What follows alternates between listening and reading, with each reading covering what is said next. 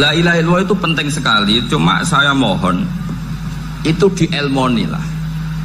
Jadi dulu kalimat ini menjadi spesial karena dielmoni, karena dimulai dari fa'lam annahu la ilaha illallah. Terusannya ayat tuh wastaghfir li dzambika walil mu'minina wal mu'minat. Saya ulang lagi ya. Terusannya ayat tuh wastaghfir li dzambika walil mu'minina wal mu'minat. Makanya menurut mazhab Sadili, kamu disuruh baca la ilaha illallah dulu, jangan istighfar dulu. Saya ulang lagi ya. Dalam mazhab Sadiliyah itu la ilaha illallah dulu, nggak boleh istighfar dulu. Alasannya masuk akal. Orang yang kafir 70 tahun itu sekali baca la ilaha illallah itu langsung yughfar lahum ma qad salaf. Sehingga la ilaha illallah sendiri sudah punya kekuatan supaya dosa kita diampuni. Qul lil ladzina kafaru iyantahu yughfar lahum ma qad salaf. Cara menghentikan kekafiran gimana? Dia melafadzkan la ilaha illallah. Ini kalimat yang begitu saktinya sampai orang yang kafir puluhan tahun itu dosanya semuanya terhapus hanya karena melafadzkan la ilaha illallah. Nah, makanya kata Abdul Hasan Asyadili wastaghfir li dzambika ay biadil kalimat. Seseorang sah di istighfar itu kalau melafadzkan la ilaha illallah. Misalnya ada orang kafir mati kafir, sah nggak anak cucunya mengistighfari dia? Tidak sah karena belum melafadzkan la ilaha illallah. Makanya kata Abdul Hasan Asyadili wastaghfir li dzambika ay bihadil kalimah. Sehingga lafadz ini spesial betul. Tapi kadang-kadang beberapa mursyid cara berpikir lain. Ini kalimat thayyibah harus dibaca orang suci, sehingga mendahulukan apa? Istighfar. Untuk supaya pas ngelafatkan kalimat thayyibah sudah dalam keadaan apa? Suci. Itu juga masuk akal.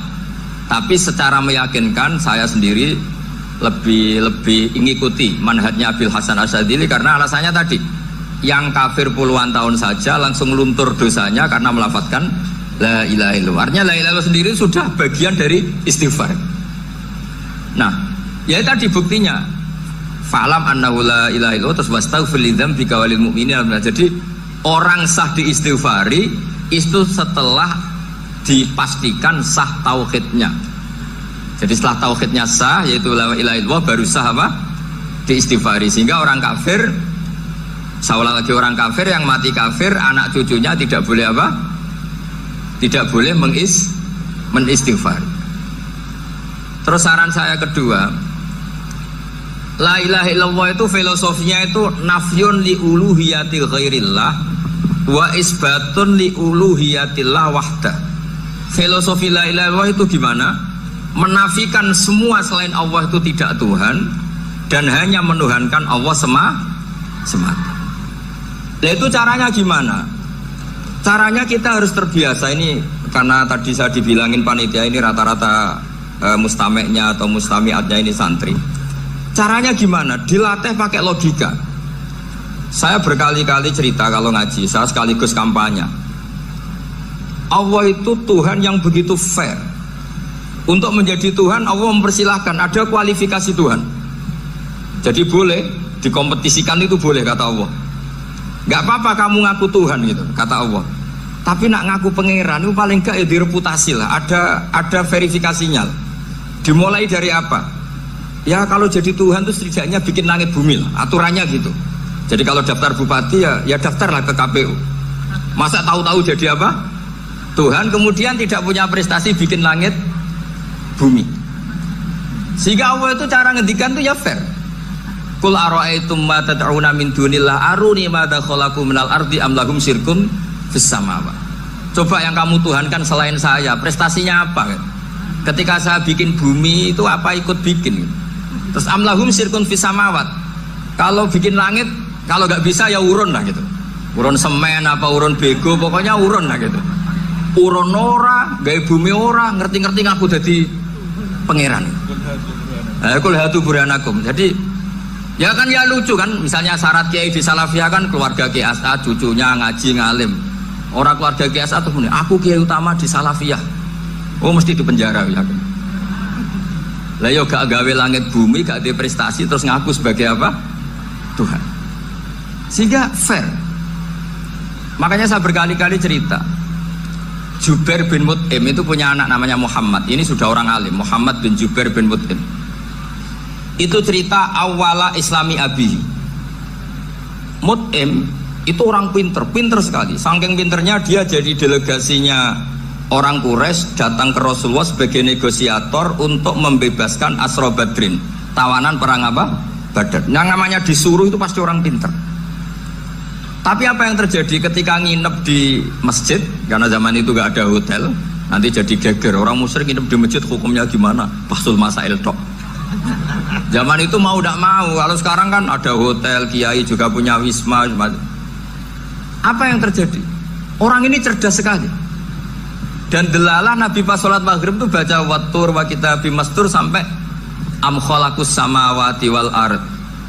Ya kalau kamu jadi Tuhan ya setidaknya menciptakan langit bumi lah. Namanya jadi Tuhan ya ada persyaratan kan? Paling tidak punya reputasi menciptakan langit bumi. Atau kalau jadi Tuhan setidaknya reputasinya itu enggak diciptakan yang lain. Am khuliqu min ghairi syai'in.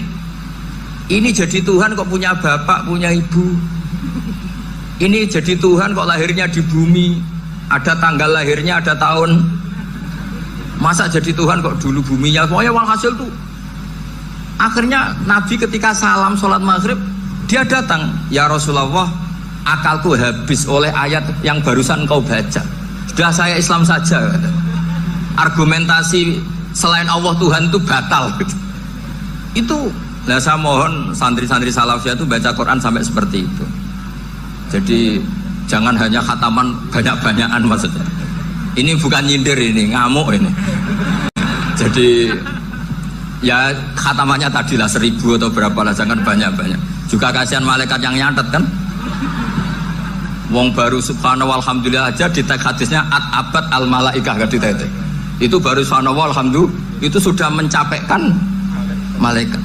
Makanya saya wiridan tuh arang-arang kasihan malaikat karena nanti jadi itu ya ada madhabnya itu. Jadi kalau Gus Azaim sholat lama tak saingi sholat cepet tuh sama-sama ada madhabnya. Yang cepet kayak saya tadi setan pas tata-tata mau goda pas rukuk saya sudah itidal, mau goda itidal saya sudah sujud, pusing dia. Tapi jangan tiru, ini madhab yang agak-agak khusus lah, sudah cara orang Madura agak khilaf sih. Khilaf ya, khilaf ini agak khilaf ini sudah. Tapi saya ingin lah, sampean kalau ngaji Quran itu dilatih berlogika. Jadi Allah itu fair. Nggak apa-apa kalian ngaku Tuhan tuh nggak apa-apa, tapi tunjukkan prestasi kamu apa. Aruni madza khalaqu minal ardi am lahum syirkun fis samawati. Am khalaqus samawati wal ard. Diulang lagi, am khuliqu min ghairi syai'in. Setidaknya kalau jadi Tuhan itu ya nggak butuh yang lain lah. Masa jadi Tuhan kok wujudnya saja butuh orang lain, butuh bumi, eksistensinya butuh makan, butuh minum. Makanya Allah cara meniadakan uluhiyah selainnya itu Allah tuh redaksinya tuh mengena sekali. Yaitu tadi dengan cara-cara seperti itu. Sebagian ayat disebutkan ma asyattuhum khalqas samawati wal ardi wala khalqa anfusihim. Wong Tuhan kok nggak punya reputasi bikin langit, bikin bumi, bahkan untuk menciptakan dirinya sendiri saja nggak bisa. Ya sudah lah, kamu tidak usah ngaku Tuhan, nggak level kata Allah gitu. Akhirnya terus ditemukan Tuhan yang sejati, yaitu wal awwalu wal akhiru wal zahiru wal batin. Nah itu yang Mut'im ini tadi termasuk orang yang sangat cerdas sekali. Padahal itu bacanya bukan pas basul masail, enggak. Nabi pas sholat maghrib, juga bukan pas ceramah, enggak. Tapi itu didengarkan.